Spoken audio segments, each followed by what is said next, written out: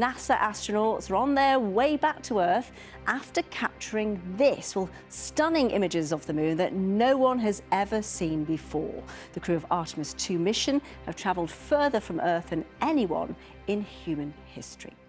Well, let's get more on that incredible story with Per Wimmer, a trained astronaut and all-round space enthusiast. Great to have you with us. I mean, what a moment in time. This is history being made.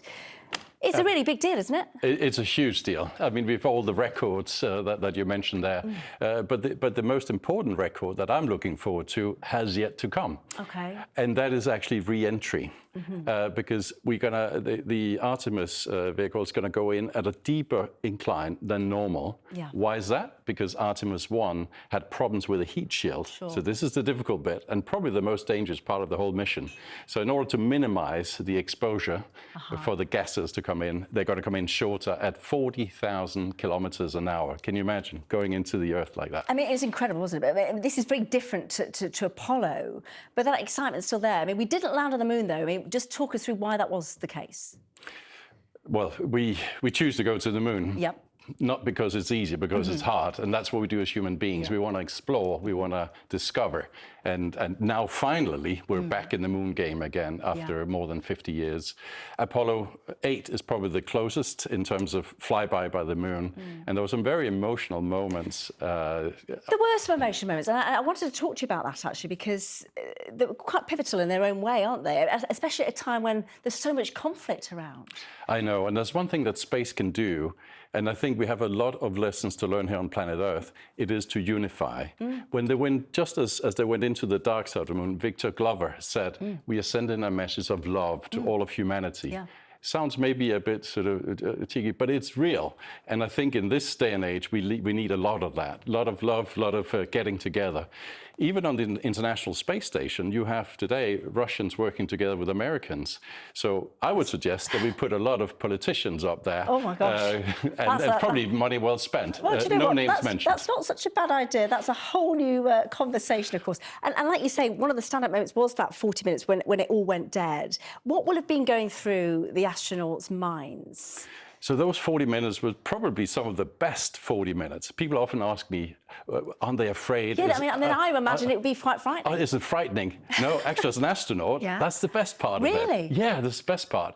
It's the moment where mission control is very nervous because they can't connect, they can't hear what's going on. But the astronauts, trust me, they were having a great time because they were sort of alone. There was no instructions coming all the time from mission control, do this, do that, and look at that, and we want you to look at that. So they could actually have a nice getting together, the four of them, being so isolated away from humankind, other people, and just enjoy the moment. Look out, you've got the moon in front of you. I mean, I bet you they were having a fantastic time. I mean, we've seen some of those amazing pictures, but what can we actually learn from a mission like this? What are the practical things they'll be able to take away? Well, we've already learned a lot of things. First and foremost, there are sides of the far side of the moon that human eyes have never seen before. No. First time. And it appears also we had discovered a couple of new craters. Yep. And Jeremy Hansen, the Canadian astronaut, actually put forward two names of that, Integrity and Carol, named after the late wife of Reed Reisman. So we have definitely discovered that. We've also seen on the rocks, we knew from Apollo 17 that there are orange rocks up there. Yep. Harrison Smith, he picked up some very famously.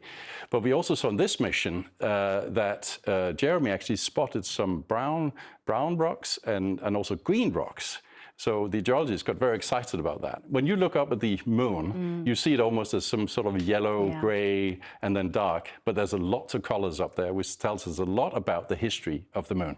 And of course, they are on their way back home. Do they face further challenges ahead? Because they're due back, I think, UK time Saturday, is that right?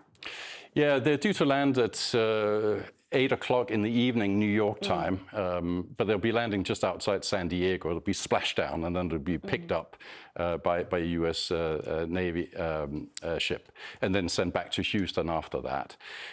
This part of the ride is going to be relatively easy. There's still stuff they need to do in terms of testing and being ready for the next mission. But the biggest test has yet to come, and that is the re-entry. That's going to be the one where all eyes would be on from a safety point of view, going through the Earth's atmosphere at 3,000 degrees centigrade outside and having had problems on Artemis I with the heat shield. And of course, we haven't even discussed what is next, because as you say, this is just paving the way for other great things. Well, the next was supposed to be moon landing, but Jarek Isaacman, the NASA administrator, changed that and said we're going to have Artemis III doing a lower Earth orbit flight where we're going to do some docking, testing out how the lunar module is going to work eventually.